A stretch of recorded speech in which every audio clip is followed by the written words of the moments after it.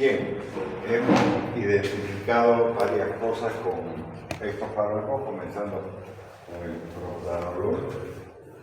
Ya hemos expresado de que estos fármacos bloquean los receptores beta. Y entonces el propranolol junto con otros fármacos son no selectivos.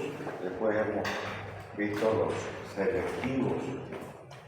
Es decir, los cardioselectivos sobre todo. Pero en la pizarra he anotado algunas cosas que permiten en alguna medida recordar lo que hemos hablado hasta ahora. Por ejemplo, cuando nosotros identificamos estos receptores, es decir, no es que no hay en todos los lugares hay estos receptores, pero estos son los más relevantes, diría yo, no los más importantes, pero obviamente que tienen mucha relevancia con respecto al tema.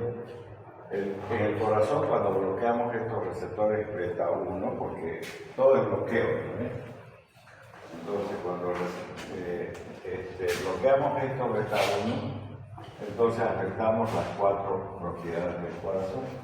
Y el corazón representa en la presión arterial el gasto cardíaco, eso representa.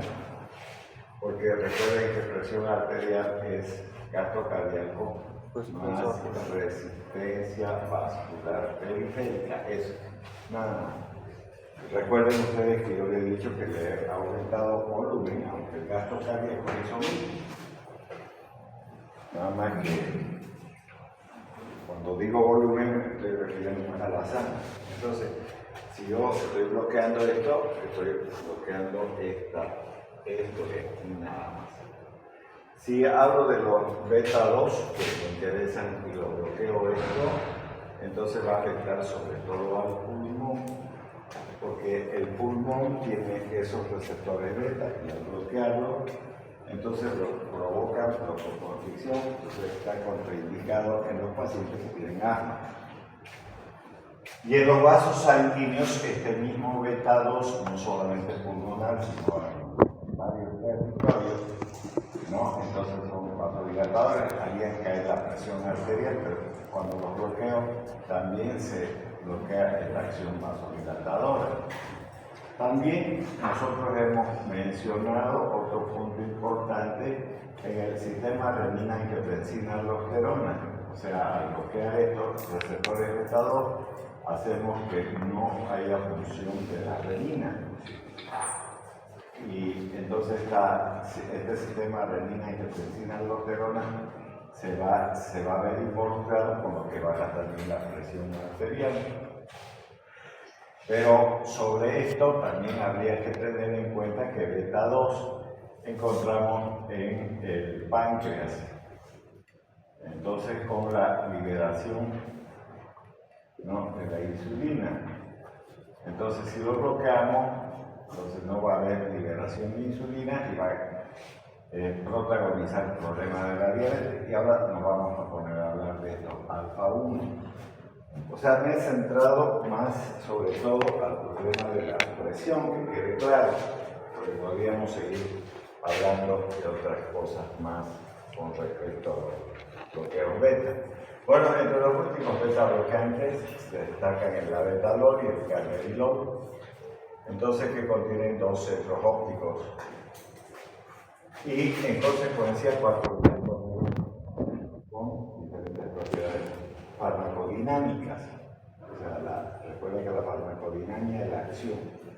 Entonces, la forma racémica del labetalol presenta actividad bloqueante alfa. Entonces, alfa, si ese medicamento bloquea alfa, que alfa es vasoconstrictor, ya no hay acción vasoconstrictora, que es la que eleva la presión arterial. O sea, la acción vasoconstrictora hace que se eleve la presión arterial, pero si yo la bloqueo, entonces no hay esa posibilidad. También dice que bloquea beta 1, o sea, esto del corazón, y beta 2, entonces también dice aquí, además de tener una actividad agonista parcial, o sea, si estimula esto, ¿no? En vez de deprimir. Entonces, en el pulmón va a haber broncodilatación por el estímulo de estos beta 2, porque ya no habría este bloqueo. Y los vasos sanguíneos, al verse estimulados, más bien va a haber vasodilatación. Y al bloquear esto, entonces va a caer mucho más la presión arterial, ¿no? Además, la capacidad para inhibir la recaptación de noradrenalina, todo eso se sube. Y entonces tenemos un mejor resultado con ellos. Pero vuelvo a repetir lo que dije en la anterior clase, que todo lo que se ve aquí es desde el punto de vista teórico. Otra cosa es cuando se utilizan estos medicamentos ya en la actividad clínica, ¿no? Entonces, de similar perfil farmacológico es el carvedilol, que es un antagonista beta 1 y antagonista alfa 1. Entonces, si bloqueamos esto, se bloquea esta acción vasoconstrictora y entonces, al no haber este elemento vasoconstrictor que eleva la presión arterial, va a caer. Más el bloqueo beta 1, caen las cuatro propiedades cardíacas, entonces funciona de mejor manera. Entonces, otro de los medicamentos sería el carvedilol, que son los fármacos de última generación. Entonces, el antagonismo alfa 1 de la beta-2 y el carvedilol contribuye al efecto hipotensor de esto, porque está bloqueando la acción vasoconstrictora del alfa 1, que no hace que esto funcione. No hay vasoconstricción, no hay elevación de la presión arterial y como resultado del bloqueo más bien va a caer la presión arterial. Eso es lo que va a hacer. Entonces estamos actuando, afectando esta resistencia vascular periférica que está producida por la acción alfa-1 adrenética. Entonces eso es importante tener presente. Ya ahora las características farmacocinéticas también nos interesan. Recuerden que la farmacocinética está centrada en la absorción, en la distribución, la metabolización y obviamente la excreción de los fármacos. Eso significa farmacocinética. Entonces, absorción y biodisponibilidad. Entonces, con excepción del atenolol y el nandolol, ¿no?, que tienen una absorción de un 50%, la demás de los fármacos beta-blocantes se absorben muy bien por vía oral. Entonces, alcanzándose la concentración máxima entre 1 a 3 horas de la administración. O sea, solo estos dos fármacos, atenolol y nandolol, tienen una absorción del 50%. Los demás se absorben mucho mejor, ¿no? Ahí está demarcando los fármacos que menos se absorben, si ustedes gustan desde ese punto de vista. Entonces, el atenolol, que es un beta bloqueante cardioselectivo, sería uno de los que apenas en un 50% se absorbe. Existen preparados de liberación retardada para el alprazolam, los pranolol, los prenolol, con el fin de alargar también la duración de los efectos. Porque si se libera lentamente, entonces va a durar mucho más de lo común y haría entonces que estos medicamentos que el médico puede indicar como acción prolongada, entonces se puedan administrar una sola vez al día y ya está. Entonces sale, bueno, probablemente mucho más económico y más fácil de controlar la presión, porque entre menos tome medicamentos el ser humano, menos horas. Es decir, si toma una vez al día es difícil que se olvide.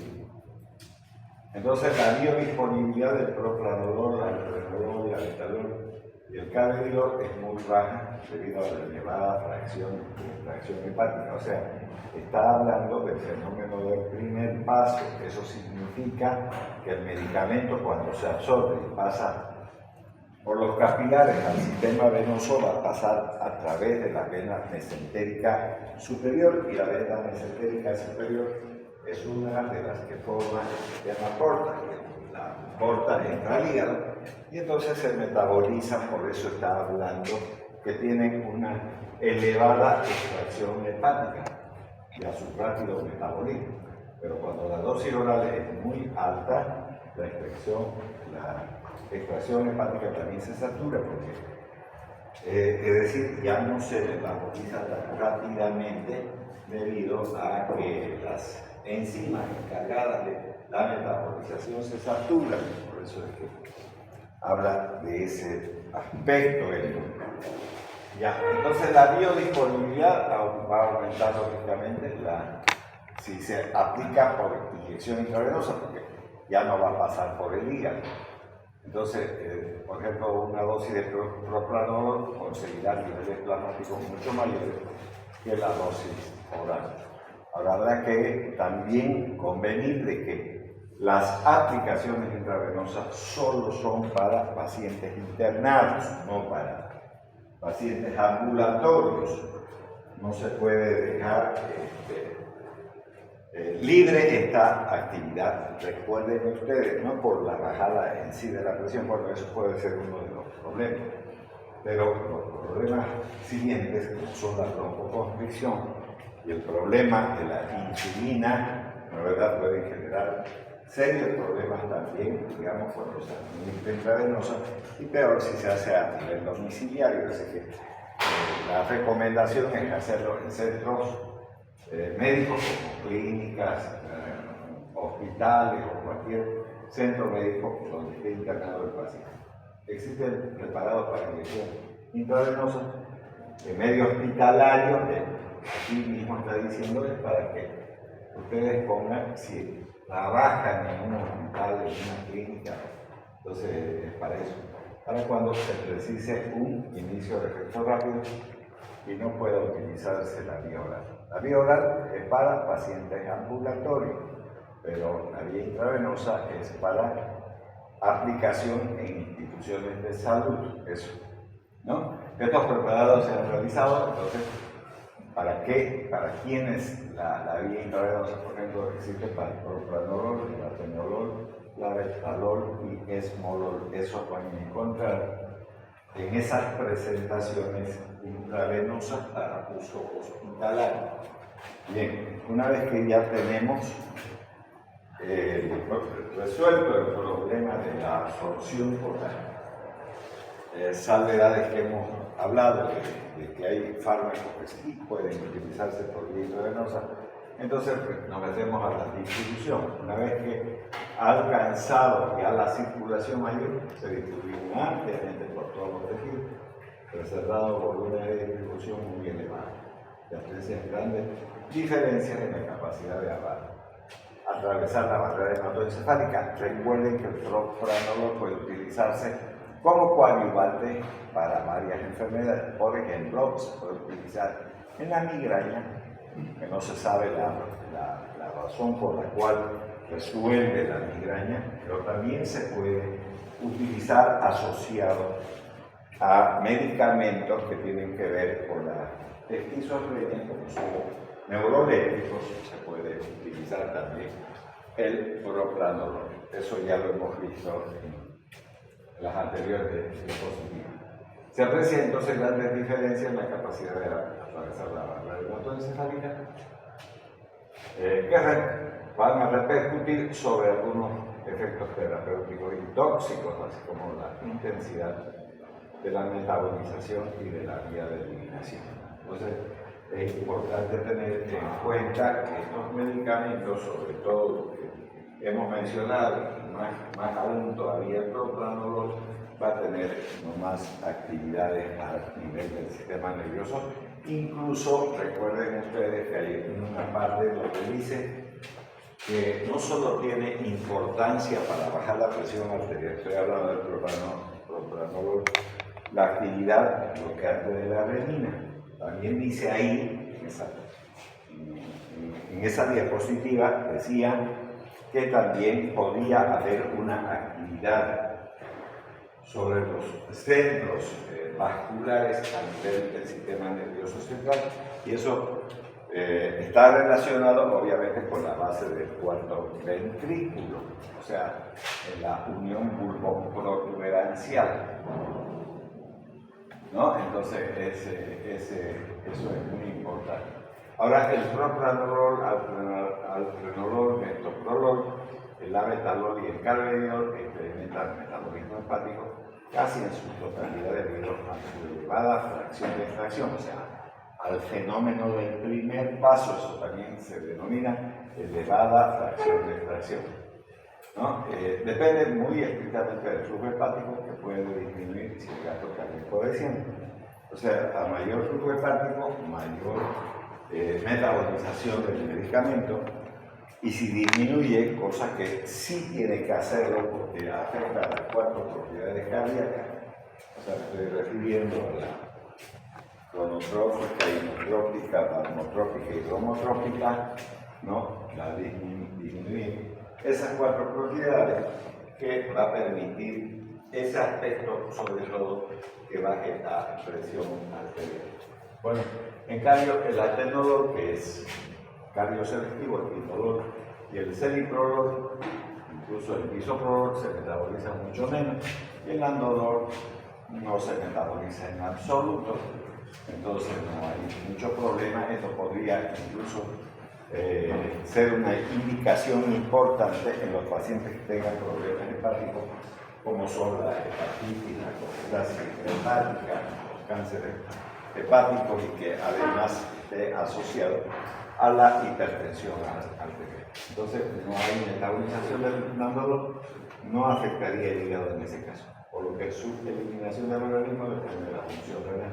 Pero si este andolol tuviera problemas, si el paciente tuviera problemas de función renal, es decir, si tuviese una insuficiencia renal. Recuerden que la insuficiencia renal, la verdad, es protagonizada por un sinnúmero de patologías también, no es que sea una patología, es un conjunto de enfermedades que pueden llevar a la insuficiencia renal. Si quieren, podemos hablar de la más común. La diabetes puede llevar a una insuficiencia renal, si queréis. Estoy hablando de la diabetes, centenares de pacientes que tienen eso, incluso tienen que hacer diálisis en algunos casos. Así, en los casos de uremia, la semivida del atenolol aumenta de 6 a 9 horas hasta 127. Lo normal es 6-9 horas, pero puede subir hasta 127 horas. El andolol de 14 a 24 hasta 45 horas, y el sotalol de 13 a 42 horas. ¿No? Aumenta la semivida en el organismo. Eso significa que la dosificación del medicamento, si es que se va a administrar a ese tipo de pacientes, tendrá que espaciarse mucho más, ¿no? Para no generar un acúmulo de medicamentos. De eso se trata. Ya, el propranolol se metaboliza en 4-hidroxipropranolol, eso ya lo habíamos anotado cuando vimos las diapositivas exclusivas sobre el propranolol, que aunque es activo, tiene una selectividad muy corta, por eso se considera actualmente que su contribución en realidad a la terapéutica es muy escasa, es decir, en su metabolismo, pero sí se sabe fehacientemente que tiene la similar acción a la del propranolol. Ya, entonces el esmolol presenta un importante metabolismo dependiente también de las esterasas sanguíneas. Es interesante este medicamento porque recuerden, cuando hablamos de metabolización, hemos hablado de metabolismo de fase 1 y de fase 2. Y hemos dicho que ese metabolismo, sobre todo el metabolismo oxidativo y la oxidación y hidrólisis de estos medicamentos, ¿no es verdad?, podrían en alguna medida centrarse ese tipo de metabolización en el plasma sanguíneo. En este caso está hablando de esmolol, que podría, ¿no es verdad?, metabolizarse a nivel del plasma por las esterasas sanguíneas. Esas esterasas sanguíneas son la pseudocolinesterasa sanguínea, o las colinesterasas sanguíneas pueden metabolizar. Recuerden que hemos hablado de la succinilcolina, que puede metabolizarse, la misma cocaína, y ahora tenemos también la presencia del esmolol, que podría metabolizarse por esa misma vía, lo que va a determinar que sea importante el hecho de que la dosificación del medicamento también pueda cambiar, ¿no? Un beta-bloqueante es muy corta vida por esa razón. Ya expliqué esto en términos de las esperanzas sanguíneas, sobre todo por la cocaína, porque la gente mantiene su bolo ahí para que siga absorbiéndose la cocaína, porque una vez que lo botan, en pocos minutos esas esperanzas metabolizan la cocaína y por lo tanto tienen una corta vida, por eso es que mantienen la cantidad de coca ahí, porque vuelvo a repetir, si se la sacan, se desaparece rápido. Lo mismo va a ocurrir aquí con el medicamento, porque tiene una corta semivida. Entonces, es de interés en patologías en las que está digamos, indicado el empleo de bloqueantes y existe riesgo inmediato de insuficiencia cardíaca. Por ejemplo, en el infarto agudo del miocardio puede ser útil el medicamento por su acción fuerte y rápida. Y acá. Entonces, la semivida plasmática de estos fármacos es muy variable también, siendo las más largas el nanolol y el pentosolol. Además, existe una notable disociación entre la semivida plasmática y la duración también de los efectos.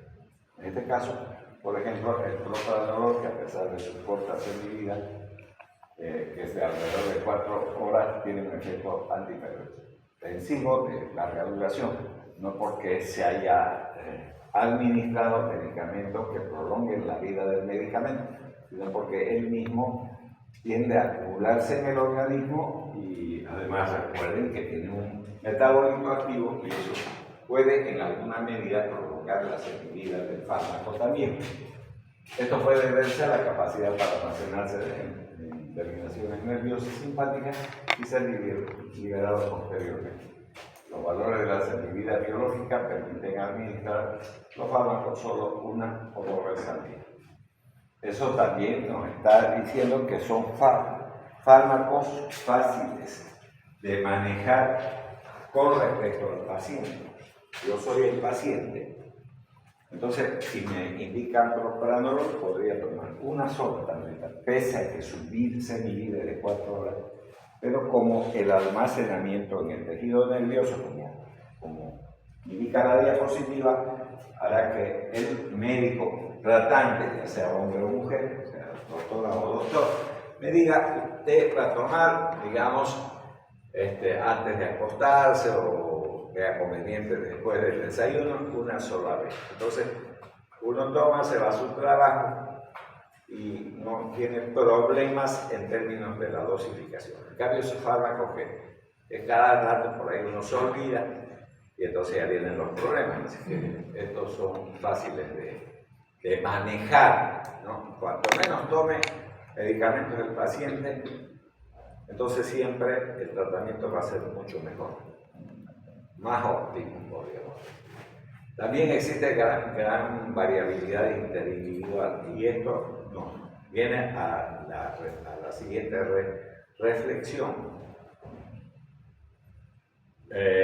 No hay tratamiento por teléfono, no lo hagan.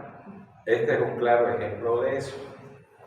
Cada persona es un mundo y por lo tanto el médico tiene que estar presente, tiene que evaluar a su paciente para poder generar una dosificación adecuada hasta que se controle la presión arterial. Entonces eso significa que no existe tratamiento por teléfono, porque si fuese estándar para todo, sería igual, no habría ningún problema por hacer indicaciones telefónicas, ¿no? Aquí eso está diciendo que las variabilidades interindividuales son importantes, ¿no? De forma que dosis iguales pueden originar niveles plasmáticos muy diferentes en cada uno de los pacientes. Entonces, es bueno tener en cuenta que siempre hay que iniciar el tratamiento con dosis bajas. Si esa dosis baja permite una adecuada caída de la presión arterial, esa es la dosis de ese paciente. Entonces, pero hay otros que no. Entonces hay que ir ajustando poco a poco hasta encontrar el nivel adecuado con el cual haya una respuesta farmacológica óptima que permita que el paciente normalice su presión arterial y obviamente el médico también tenga un mejor control, ¿no?, con respecto a eso. Y yo voy a decir que todo lo que se refiere a la presión arterial, si alguien va a ser cardiólogo, médico internista, lo que sea, es indicarle al paciente que se compre una libretita y si puede, o una agenda, si ustedes quieren ya, una agenda así, una agenda porque tiene todos los días del año. Entonces, si se va a medir la presión arterial, aunque sea día por medio, vaya notando cuánto es su presión. Entonces, en esa medida se puede ir ajustando, ¿no es verdad?, la dosis que requiere ese individuo, no para todos, no es para todos, porque eso va a depender de la respuesta individual que tenga cada paciente, ¿no? Bueno, la relación dosis-concentraciones plasmáticas, por lo tanto, es muy pobre. O sea, ¿qué está diciendo aquí? No se fíe mucho en que el medicamento, aunque venga en concentraciones adecuadas, no va a tener una respuesta similar, aunque haya concentraciones plasmáticas adecuadas. Eso puede variar de persona a persona. Asimismo, el efecto farmacológico guarda escasa relación también con el nivel plasmático, porque depende de diferentes circunstancias individuales, como por ejemplo el tono simpático. ¿Y por qué dice, por ejemplo, el tono simpático? Porque ya hemos dicho desde el principio que solo va a afectar a las personas que tengan un tono simpático elevado. Cuando uno tiene un tono simpático adecuado, digamos elevado. Por ejemplo, si yo digo, cerremos la puerta, sacan una hoja de papel, vamos a dar examen, entonces ahí va a empezar a elevarse el tono simpático, porque todo el mundo va a empezar a secretar adrenalina. No es lo mismo que estar en reposo.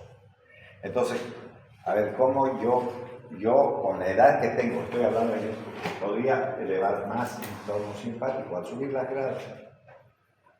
Eso podría generarme en mí, no estoy hablando de ustedes, en mí, ¿no?, un problema importante y que voy a sentir mucha fatiga al subir las gradas.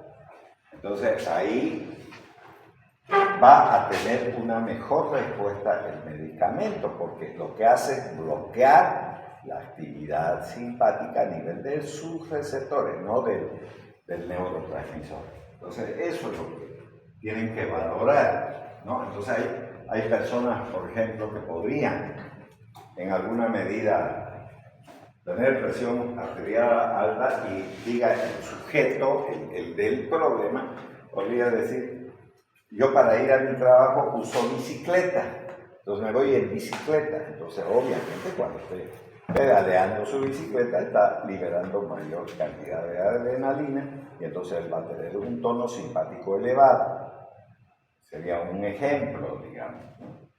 Entonces, para poner algo para que nos podamos entender. Pero si está en reposo, difícilmente la gente tiene elevado tono simpático, salvo que sea viejo ya, una persona vieja. Entonces, eso lo tiene constantemente activado. Los jóvenes no. Salvo que tengan alguna patología. Bueno, también es importante ver las reacciones adversas. Ya hemos hablado de dos cosas sobre todo, pero eso no significa que ahí se acabe la cuestión.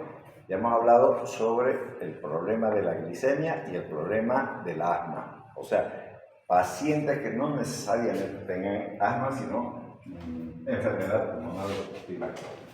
Entonces, en relación al bloqueo del adrenérgico periférico, que puede llegar a producir como elementos tóxicos, cualquiera de ellos, con dosis baja ya se pueden apreciar las consecuencias del bloqueo beta 1. ¿Dónde hay solo receptores beta 1? En el corazón, ahí tenemos, en forma de bradicardia. Entonces va a bajar la frecuencia cardíaca. ¿No es verdad? Bloqueos de conducción, peor si el paciente los tiene. Entonces, aquí estamos viendo de que, de hecho, si el médico no hace una adecuada semiología, va a tener problemas a la hora de tratar. No quiere decir que yo, como médico, le diga, a ver, ya sáquese su chompa, voy a medirle la presión arterial y se acabó la cosa. No se acabó la cosa, hay que revisar todo. O sea, primero el aparato cardiovascular. Si estoy tomando la presión arterial, tengo que escuchar ese corazón también. Primero, sus ruidos cardíacos, y en segundo lugar, la frecuencia cardíaca, que la voy a medir con el reloj, etcétera, etcétera. ¿No? Entonces, ¿por qué? Porque al darle ese medicamento va a afectar eso, que es este gasto cardíaco. Y dependiendo de cada uno de los fármacos, si además estoy usando fármacos que bloquean receptores alfa-1, estoy afectando la resistencia vascular periférica, los dos elementos importantes de lo que se considera presión arterial. Entonces, de eso se trata. Entonces, apreciar las consecuencias del beta-1 en forma de bradicardia, bloqueo de conducción. Por ejemplo, si alguien tiene Chagas, tiene bloqueos de conducción por la enfermedad, habrá que considerar, ¿no? Ahora, esto no necesariamente se escucha. O sea, puede que el oído humano no detecte esos bloqueos, porque son de muy baja intensidad. Y yo he expuesto la enfermedad de Chagas, pero no vayan a creer que eso es lo único que puede provocar bloqueo. A ver, hay patologías asociadas a la vejez, que el individuo no tiene en realidad problemas cardíacos durante toda su vida, pero sí podría tenerla cuando tenga cierta edad. Por ejemplo, las fibrosis cardíacas, las fibrosis sobre todo valvulares, pueden llegar a provocar bloqueos. Y entonces, ¿cómo va a saber ese individuo? De la única manera que va a saber no es visitándolo al cardiólogo, no es eso. El cardiólogo le va a pedir un electrocardiograma y ahí va a observar, ¿no?, los bloqueos, si son de rama derecha, rama izquierda, y lógicamente le va a preguntar, o en todo caso le va a pedir análisis, que se haga nomás, digamos, el análisis para determinar si tiene Chagas o no, peor pues en el medio nuestro. Y si ese sujeto es oriundo de Valle Grande o de Corvalle, así vamos a decir, o del Chaco o de Sucre, son las personas que más Chagas tienen. Pero puede no serlo, vuelvo a repetir, ¿no? Entonces, para eso también está la historia clínica. Si una persona es vieja, entonces puede que no sea ninguna de esas cosas. Entonces, ya está. ¿Qué es entonces? Una degeneración cardíaca que se llama fibrosis. La válvula puede generar también bloqueo. Ahora, esos bloqueos no los va a escuchar, lo va a registrar en el electrocardiograma. Entonces, no es que se acabó porque me visitó y le voy a dar el medicamento. Recuerden que al afectar las 4 propiedades cardíacas está afectando la conductividad. Ya hemos hablado del espacio PR, del cardiograma que se prolonga, ¿no?, ese intervalo PR. Pero el electrocardiograma, recuerden que eso hemos hablado, incluso ahí estaba la fibra, ¿no? Entonces, ya es insuficiencia cardíaca. La sensibilidad de estos efectos y el grado de insuficiencia serán tanto mayores cuanto mayor sea la contribución del tono simpático a la normalidad de la función cardíaca. Entonces, el organismo muchas veces toma esos elementos que están ocurriendo en el organismo y activa otros como un mecanismo de compensación, entonces puede haber una actividad simpática un tanto más elevada. Ya, el bloqueo beta-2 ahora, beta-2, hay pues en todo el organismo, pero lo más importante son en los vasos, obviamente también en el pulmón y lógicamente también, digamos, en el sistema renina-angiotensina-aldosterona. Aumenta el tono bronquial, entonces hay vasoconstricción, llegando a provocar intensa vasoconstricción en presencia de enfermedad pulmonar obstructiva. ¿Qué es enfermedad pulmonar obstructiva? es el EPOC, aumenta también el tono vascular, en particular los vasos musculares.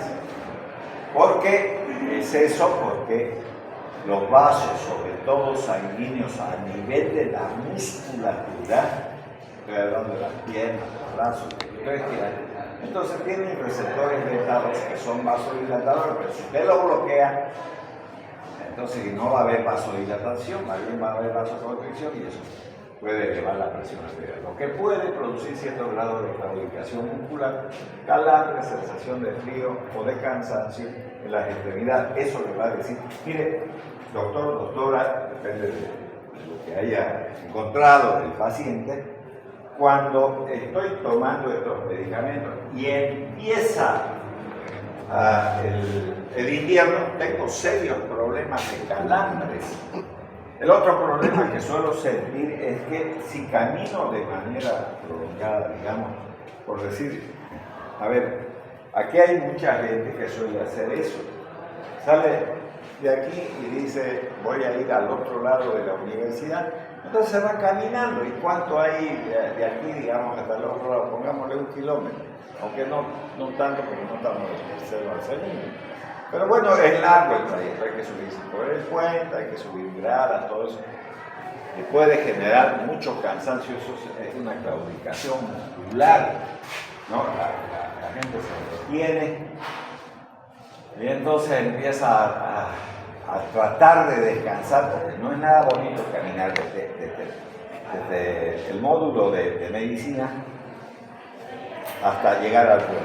El puente tiene que subir las gradas.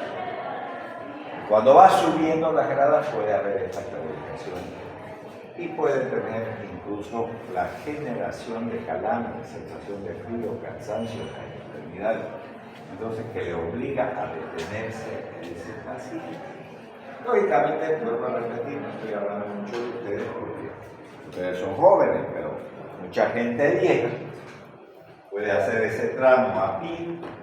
Y no se va a tener ese tipo de problemas, y eso hay que preguntar, ¿no? Para hacer una buena historia. Este efecto aparece o es más leve cuando se emplean los que poseen actividad simpático-mimética intrínseca, es decir, aquellos que tienen acción agonista. Entonces, modifica la respuesta también a la hipoglicemia por una falta atenúa algunos de los síntomas, por ejemplo, taquicardia, hipotensión sistólica, que debería de venir si no estuviera tomando el medicamento, pero como está tomando el medicamento y tiene acción sobre el corazón, no se va a notar esta taquicardia. La otra reduce la movilización de la glucosa hepática, que debe ocurrir en respuesta a la hipoglicemia, por lo que demora también la normalización que podría haber en esos pacientes. Por eso vuelvo a repetir, ya tenemos EPOC contraindicado, diabetes contraindicado, no es un buen medicamento. La diabetes tiene o genera siempre hipertensión arterial, bloqueos de conducción, ¿no? Entonces, esos pacientes deben de recibir otros medicamentos para la presión arterial. Por esta razón puede aparecer hipoglicemia durante el ejercicio muscular en niños nacidos de madres que toman también beta-bloqueantes. Aquí les voy a decir que esto es grave y lo voy a hablar clarito. La gente tiene la costumbre, ¿no?, de pensar estupideces. ¿De dónde se sacaron eso? No lo sé, pero les voy a decir lo siguiente. Cuando un niño nace, no le... A ver, díganle a los pacientes que no lleven agua de anís, no sirve para mierda. Hay varios tipos de anís y toditos sin excepción son tóxicos. Así que no. No, es que se le hincha la pancita, porque cuando toma lechecita, entonces se le hincha la pancita. Ya. Ahí se meten las doctoras, las viejas de mierda que se llaman suegros. Ya, esa vieja. Entonces, hágale agua de anís, llévele, porque recién ha nacido el bebé, hay que darle agua de anís. Mala opción, no. Never, entreverado por nunca, no. Ya. ¿Qué es lo mejor darle al recién nacido si no la madre? A ver, también de eso voy a hablar. Si la madre no está secretando leche. En primer lugar, las mujeres tienen muchos problemas de orden psicológico. Y voy a decir algunos de ellos también, porque no todos me voy a referir, sino en clases de pediatría. Entonces voy a decir, son inseguras. Y esa inseguridad proviene de varias causas. Por ejemplo, cuando yo estaba sin embarazarme, le gustaba mucho a mi marido o a mi pareja, ya así voy a decir, porque mis pechos bonitos, mi cola bonita, mi cinturita y todas las huevaditas. Si se metió a tener hijos, todo eso va a cambiar. Todo eso va a cambiar. No, ya no hay pechos bonitos, no hay. Solo con el embarazo ya se jodieron los pechos, aunque no tenga hijos, porque podría hacerse un aborto, se chorrean igual, ya no hay. Salvo que se haga una cirugía y entonces esa cirugía que le acomoden los pechos es otra cosa. Entonces, para hacer eso debe estar segura de ser madre.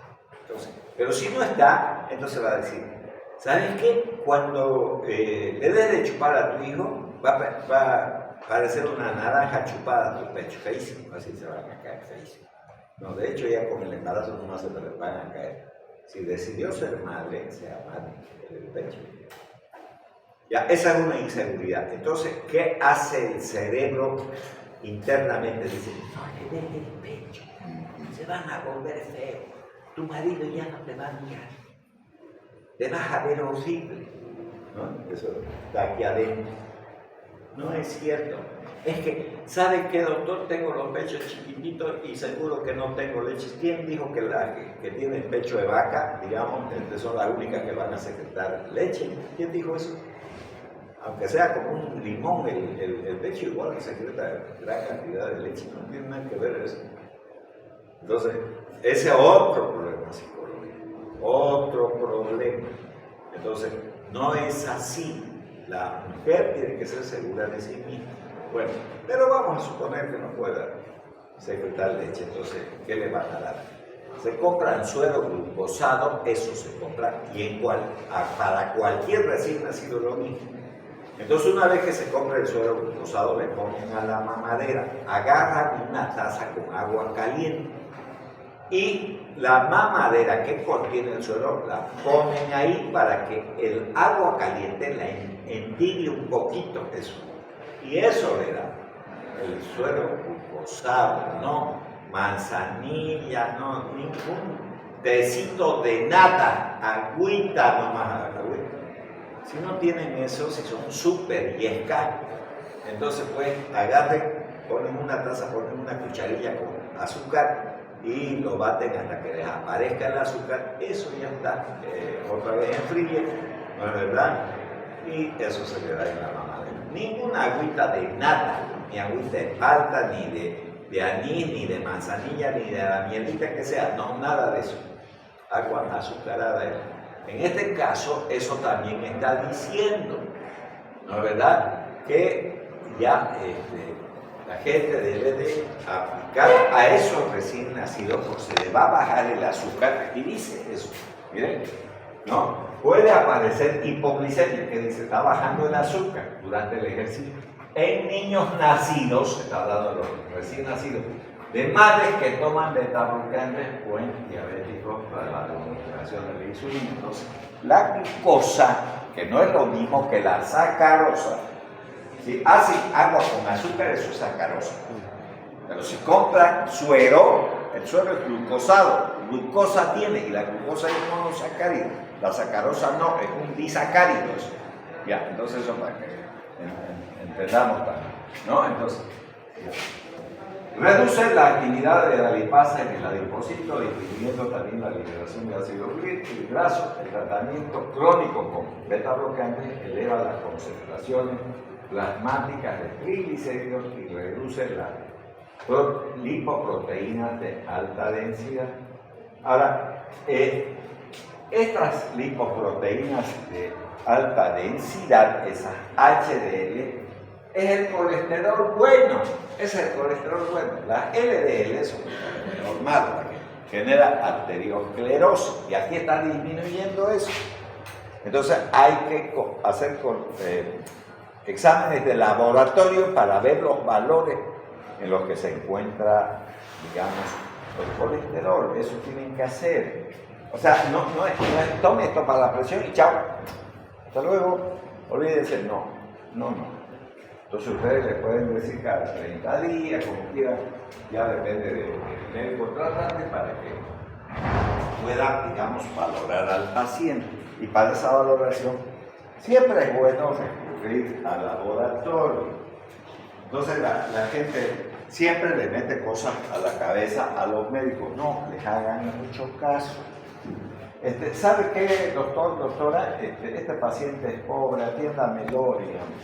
Entonces, cuando uno le mete la palabra pobre aquí en la cabeza, nosotros bolivianos tenemos mucha tara de pobreza. Y este gobierno peor, más pobreza nos mete aquí en la cabeza. Entonces, a la gente hay que pedirle análisis. Sí, pero es que eso va a encarecer, no importa. Uno tiene que saber, porque nadie es adivino de lo que está ocurriendo en el organismo del ser humano. Con análisis no son exámenes que definan las cosas, pero sí, digamos, son un apoyo importante para uno. Si alguien tiene una fractura, ¿qué es lo lógico?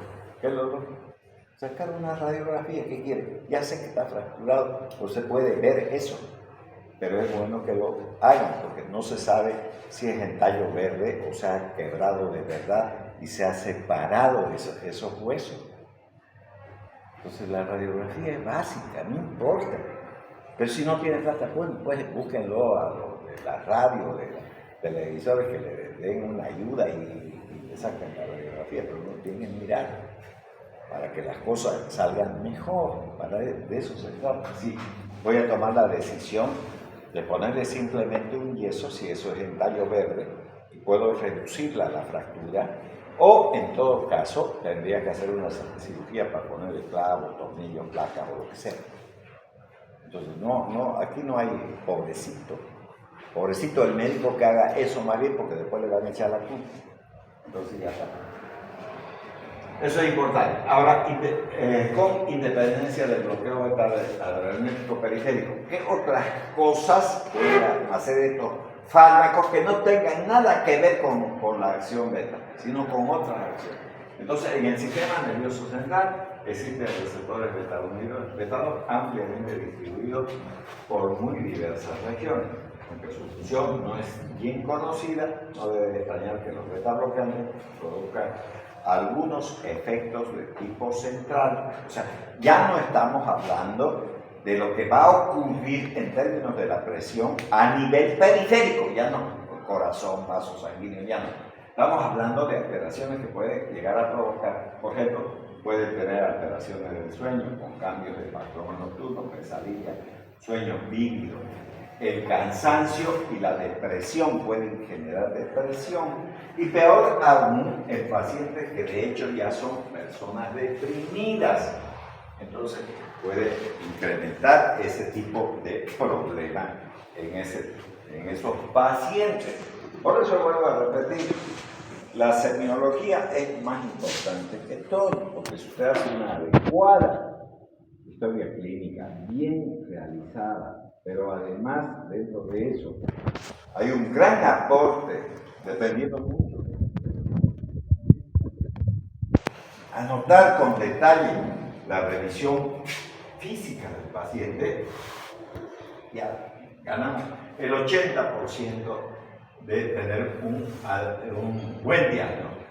Ya con el 100% será como exámenes anexos que nosotros los médicos llamamos, sean análisis, radiografías, ecografías, tomografías, las cosas que sean.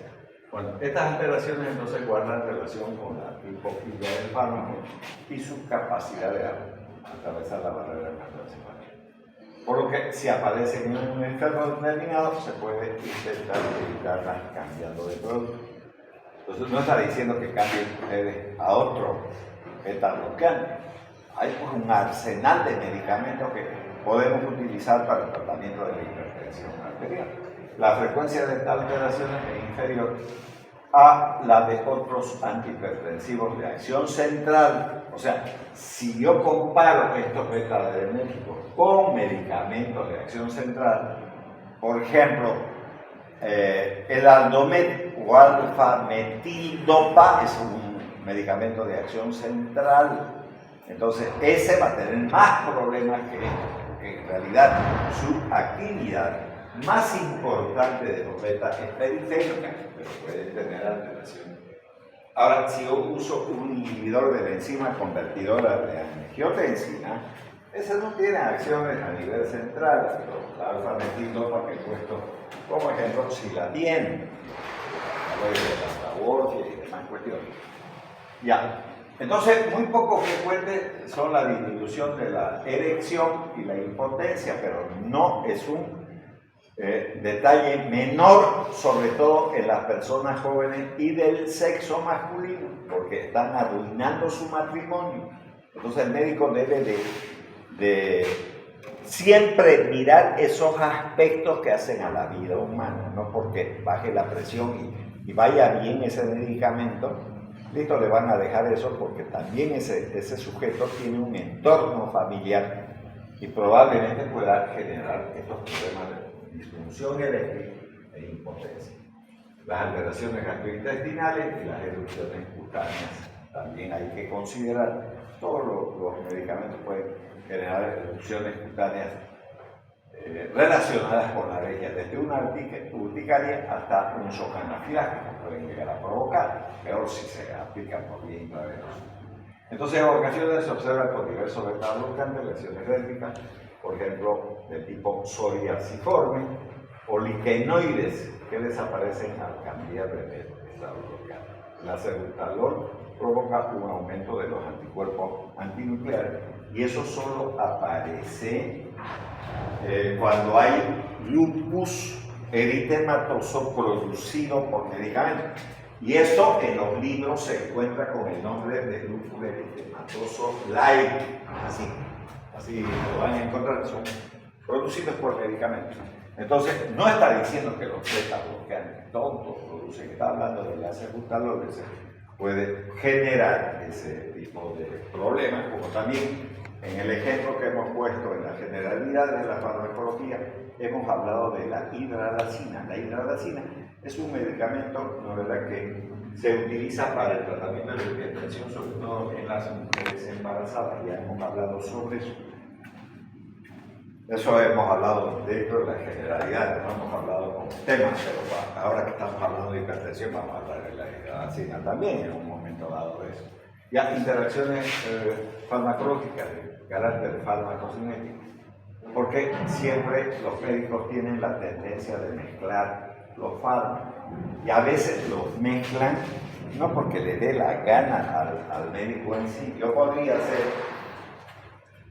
no sé, pues un médico que sea gastroenterólogo, ginecólogo, lo que sea, y yo le doy a mi paciente desde mi punto de vista de la especialidad un medicamento, pero puede ser que yo también diga quiero una interconsulta con el cardiólogo y el cardiólogo agarre y le da estos beta-bloqueantes. Tenemos que saber cómo interactúan los medicamentos que le dio un médico con el otro. Eso también, o sea, habrá que considerar. Entonces se aprecia especialmente con los beta-bloqueantes que muestran el fenómeno del primer paso. Por ejemplo, se puede tener ese problema, ¿no?, con el propranolol, la alpranolol, el metoprolol, la alcalol, que son los que tienen mayor, digamos, efectos sobre el fenómeno del primer paso, tienen mayor extracción hepática, así se llama también. Los inductores enzimáticos, por ejemplo, si alguien tuviese tuberculosis, pero además hipertensión arterial, para la tuberculosis se usa la rifampicina, ¿no, verdad? O si alguien tuviese que usar este medicamento como analgésico o como anestésico, el pentobarbital, reducen su biodisponibilidad porque aumentan la capacidad de metabolizar a nivel hepático. Son inductores enzimáticos, entonces aceleran la metabolización de otros medicamentos. Tienen la rifampicina, el telogal. Mientras que el inhibidor enzimático cimetilina puede aumentar. Entonces, eso también, recuerden, no recuerden, sino que voy a decir, la cimetilina es un medicamento que se utiliza para el tratamiento de la úlcera gastroduodenal. Entonces, es un medicamento que bloquea los receptores histaminérgicos 2 del estómago. Esto es producido por las células enterocromatines del estómago. Bueno, la reducción del flujo hepático de origen farmacológico por causas patológicas disminuye el metabolismo también de los beta-bloqueantes. Los mismos beta-bloqueantes pueden hacer eso porque van a reducir el flujo hepático debido a la caída de las 4 propiedades del corazón con alta fracción de extracción. Quizás por ello, la administración de los propios beta-bloqueantes, al disminuir eso va a haber menor flujo sanguíneo hepático. Entonces, al disminuir el gasto cardíaco, reduce el metabolismo y aumenta los niveles plasmáticos de propranolol, lidocaína y clorpromazina. Bueno, el propranolol ya saben que es un beta-bloqueante no selectivo. La lidocaína, que es un anestésico local, pero también se lo puede utilizar como antiarrítmico, esta lidocaína. Y la clorpromazina, ¿no?, es un medicamento que está destinado al tratamiento, ¿no?, de la esquizofrenia. Fue el primer medicamento que se utilizó para el tratamiento de la esquizofrenia, que es una enfermedad psiquiátrica. Y existen varios tipos de esquizofrenia. Incluso cuando veamos ese capítulo vamos a observar los que tienen lesión anatómica y los que no tienen lesión anatómica. Los que no tienen lesión anatómica se pueden recuperar con medicamentos, los esquizofrénicos, pero los que tienen lesión, sobre todo de los ventrículos cerebrales, si hay alteraciones a ese nivel, es muy difícil que los medicamentos corrijan esa esquizofrenia. Entonces, que es una enfermedad psiquiátrica. Ya. Ahora, de carácter farmacodinámico.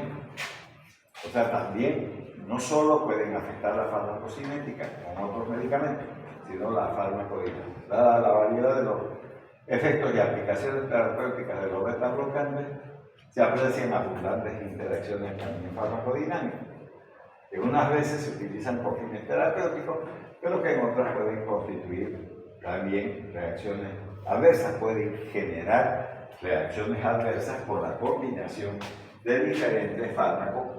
A veces no lo produce un solo médico, sino porque tiene dos médicos o tiene varias patologías, entonces van a diferentes especialistas, a eso me refiero. Su eficacia hipotensora es potenciada, digamos, por los vasodilatadores, los diuréticos y los antagonistas del calcio. Todos estos medicamentos que están mencionados aquí sirven para el tratamiento de la hipertensión. O sea, los vasodilatadores, los nitritos y nitratos producen vasodilatación. Los diuréticos generan, al disminuir el volumen sanguíneo, bajan la presión, y los antagonistas del calcio, que existen en realidad 3 clases de ellos, las 1,4 dihidropiridinas, el nifedipino, el verapamilo y el glitazol. Los antiarrítmicos, ¿no?, en especial los antagonistas del calcio, sobre todo el verapamilo y el glitazol, son antiarrítmicos y presentan efectos aditivos sobre el sistema de conducción del miocardio, pudiendo aparecer bloqueo auriculoventricular con bradicardia, hipotensión e incluso ácido. Entonces, ¿qué dice? Usted no mezcle beta-bloqueantes con antagonistas del calcio que tengan que ver con la conducción eléctrica del corazón, y esos son el verapamilo sobre todo y el glitazol, que son 2 fármacos, ¿no es verdad? Vendrían a, si quieren ustedes, estar contraindicados su uso simultáneo. Entonces habrá que buscar algún antiarrítmico diferente o en todo caso habrá que cambiar de medicamento antihipertensor. El bloqueo beta-adrenérgico puede incrementar también la acción vasoconstrictora e hipotensora de los alfa simpáticos miméticos. Entonces la gente a veces no sabe, pero recurre a la farmacia y en la farmacia nadie le va a preguntar nada, porque en realidad ellos no son médicos. Entonces yo podría tener un estado gripal, parece que hay una epidemia de H1N1, no sé, algo así. Y entonces hoy en estas semanas y las semanas pasadas ha estado habiendo muchos problemas respiratorios. Y algunas personas se destapan las fosas nasales y se van y se compran medicamentos, ¿no es cierto?, que se pueden aplicar en las fosas nasales con la finalidad de producir vasoconstricción y liberar esa vía respiratoria, porque al generar vasoconstricción, como la fenilefrina, por ejemplo, entonces descongestiona las fosas nasales, calma el dolor de la cabeza y destapa las fosas nasales. Entonces, va y dice, ¿tiene gotas para la nariz? Ya, le venden, lo que sea, afrin, no sé qué cosa. Ya, eso está contraindicado su uso en pacientes que están tomando beta bloqueantes, porque estos vasodilatan. En cambio, la fenilefrina, que es un vasoconstrictor, entonces generan un antagonismo y por lo tanto no es conveniente su uso de esta fenilefrina.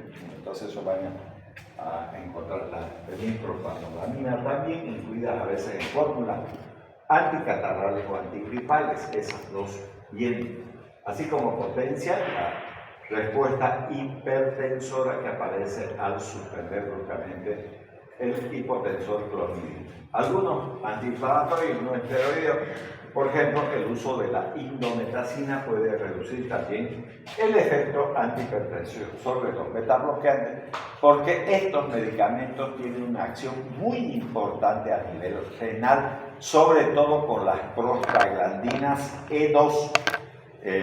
Las bloquean esas prostaglandinas y entonces esas prostaglandinas son vasodilatadoras y si se usan esos aires, bloquean esa actividad y entonces generan más bien elevación de la presión arterial. Bueno, ahora aplicaciones terapéuticas. ¿Para qué podemos usar los beta bloqueantes? Teniendo en cuenta que nuestro paciente no tiene ni bloqueo, ni sea diabético, ni sea asmático, sobre todo eso. Ya, entonces, se puede utilizar en la cardiopatía isquémica, ¿no es verdad? Eso es la angina cardíaca, en la hipertensión arterial, que es la indicación que estamos viendo actualmente, en la insuficiencia cardíaca congestiva, en las arritmias cardíacas, sobre todo el propranolol y el sotalol se usan con mucha frecuencia como antiarrítmico en la miocardiopatía obstructiva, en el glaucoma de ángulo abierto, sobre todo estos medicamentos que tienen que ver con la aplicación local, eso quería decir, local, ¿no? en colirio, digamos, a nivel ocular, en el hipertiroidismo y en las enfermedades neurológicas y neuropsiquiátricas. Ya hemos hablado sobre todo el uso del propranolol asociado a medicamentos que tienen que ver o que llevan el nombre genérico de neurolépticos. Ese nombre, digamos, neuroléptico, implica una serie de fármacos que sirven para el tratamiento de la esquizofrenia, sobre todo. Entonces, aquí tenemos de nuevo, la verdad, una imagen de la afectación de estos beta-bloqueantes, sobre todo los no selectivos, ¿no? Del sistema renina-angiotensina-aldosterona. Entonces, ustedes pueden observar aquí el riñón libera la renina, va por el sistema circulatorio, ¿no? Hacia la glándula adrenal, pero en realidad no es así porque llega primero al hígado y entonces en el hígado existe una sustancia llamada angiotensinógeno ¿no es verdad?, aquí en el hígado. Entonces, ese angiotensinógeno se va a transformar en angiotensina 1, va a viajar hacia los pulmones, y el angiotensina 1, por la enzima convertidora de angiotensina, se va a transformar en angiotensina 2 y después viaja a la glándula suprarrenal, y va a liberar la aldosterona. La aldosterona va a retener sodio y agua y va a aumentar el volumen. Entonces, bloqueando el sistema renina, angiotensina, aldosterona, podemos lograr una disminución de la presión arterial. Muy bien, entonces eso es lo que tenemos.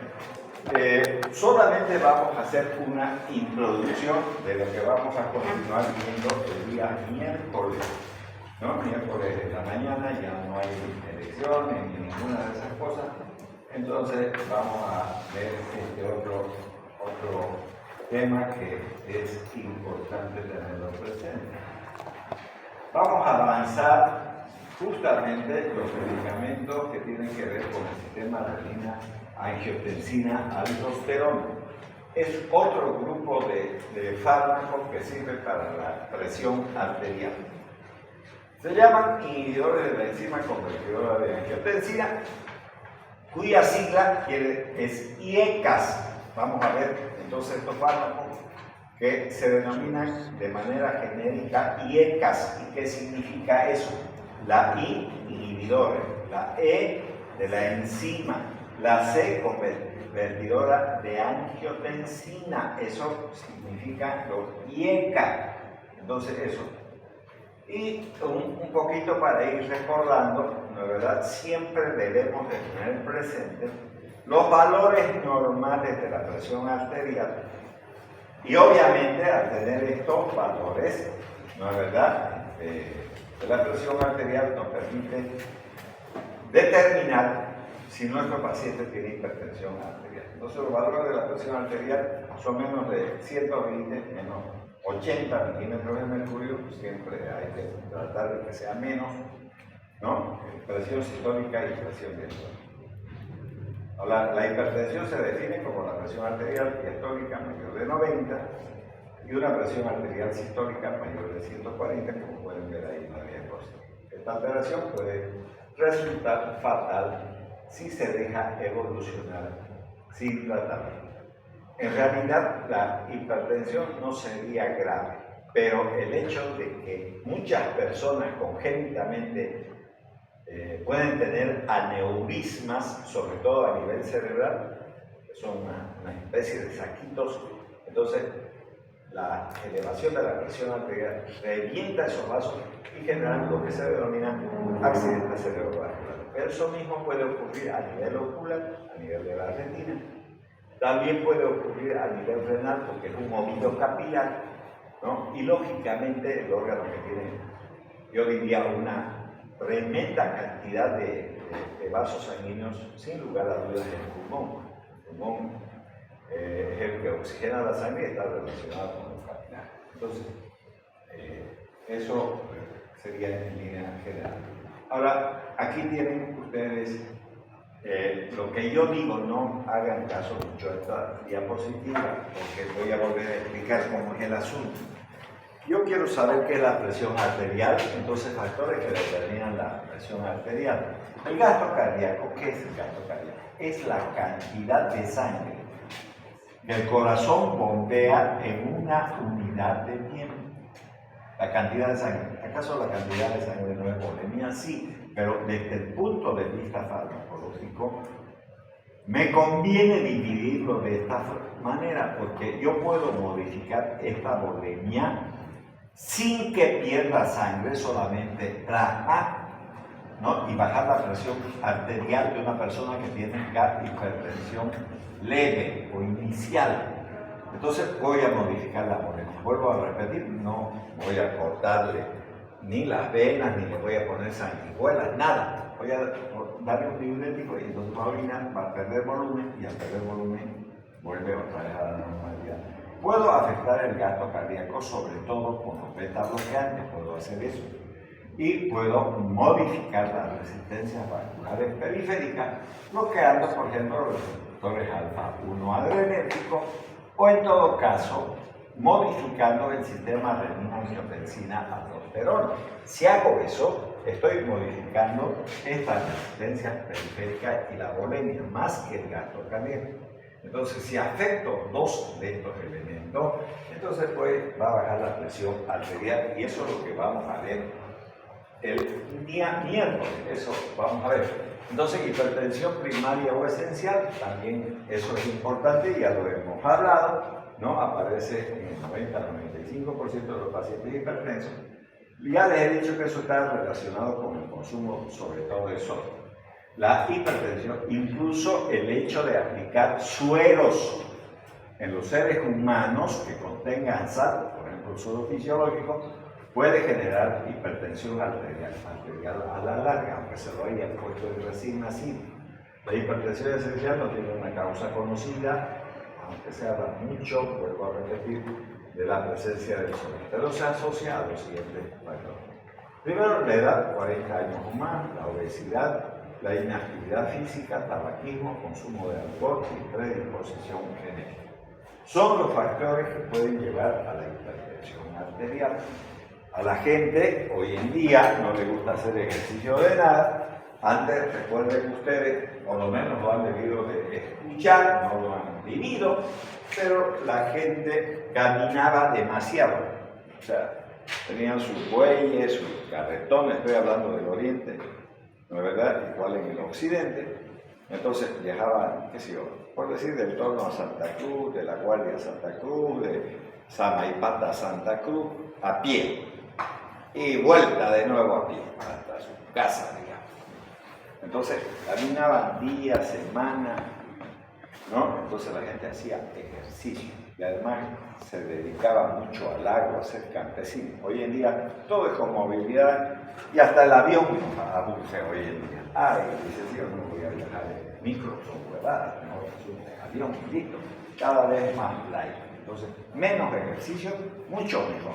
¿Sí? Menos estudio, mucho mejor. Ya está. Entonces, eso ha ido contribuyendo al sedentarismo y obviamente comer es muy lindo, y entonces obesidad también, la inactividad física, no. Vale. Yo puedo caminar hasta el parqueo, listo. Y ahí ya me subo a la movilidad, listo, ¿no? Pero no es bueno hacer eso. Mucha gente consume cigarrillos, aunque aquí no se ve eso, pero en la noche se suben por allá arriba y empiezan a fumar también, ¿verdad? Y la predisposición genética, mucho más aún si tienen familia de hipertensos, entonces puede también eso contribuir a este hecho importante. Bueno, muy bien, entonces un poquito de introducción. Ya sabemos que la próxima clase vamos a ver inhibidores de la enzima convertidora de angiotensina.